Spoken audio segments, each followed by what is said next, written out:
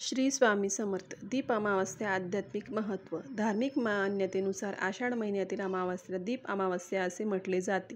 हिंदू धर्मशास्त्रात या अमावस्येला दिव्यांच्या पूजनाचे विशेष महत्त्व सांगितले आहे.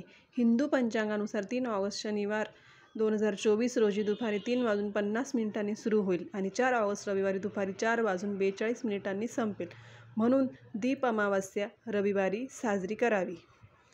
आध्यात्मिक महत्त्व. आषाढ महिन्यातील अमावस्येला काही ठिकाणी पितृतर्पण दिले जाते. पितरांच्या स्मरणार्थ दीप प्रज्वलन करतात. अमावस्येला हा विधी केल्याने पितरांना मुक्ती मिळते. त्यानंतर दिव्यांची पूजा करून दिव्यांची कहाणी ऐकली जाते. यामुळेच आयुरारोग्य आणि लक्ष्मीची फलप्राप्ती होते. भारतीय संस्कृतीमध्ये दिवा, ज्योत, वात, फुलवात यांना महत्त्वाचे स्थान आहे.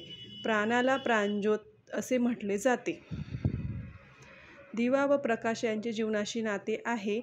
सायंकाळी दिवे लागण्याच्या वेळी लक्ष्मी घरात येते व त्यावेळीच दारिद्र्याची देवता निघून जाते असे सांगितले गेले. श्रावण महिना सुरू होण्याच्या आदल्या दिवशी ही अमावस्या असते, जिथे आषाढ संपतो आणि श्रावण सुरू होतो. श्रावण महिन्यात वेगवेगळ्या सणांसाठी आपण दिवे वापरत असतो. त्या दिव्यांची पूजा करण्याचा तो दिवस असतो. दिव्यांचे शास्त्रोक्त पूजन कसे करावे? रोज सायंकाळी देवापुढे दिवा लावून आपण शुभम करोती म्हणतो.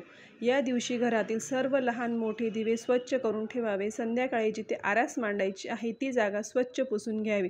पाट मांडावे. लाल वस्त्र टाकावे. परंपरेनुसार सगळ्यात आधी गणपती पूजन करावे. जेवढे दिवे आहेत त्यांच्या खाली अक्षता ठेवून घ्यायचे आहेत. पाटाभोवती रांगोळी काढावी. त्यात वाती तेल घालावी. फुले वाहून छान आरास सजवावी. दूध साखरेचा नैवेद्य दाखवावा. हात जोडून शुभम करोती म्हणावे. आयुष्यातील अंधकार निघून जाऊन प्रकाशाने आयुष्यात उजाळा यावे.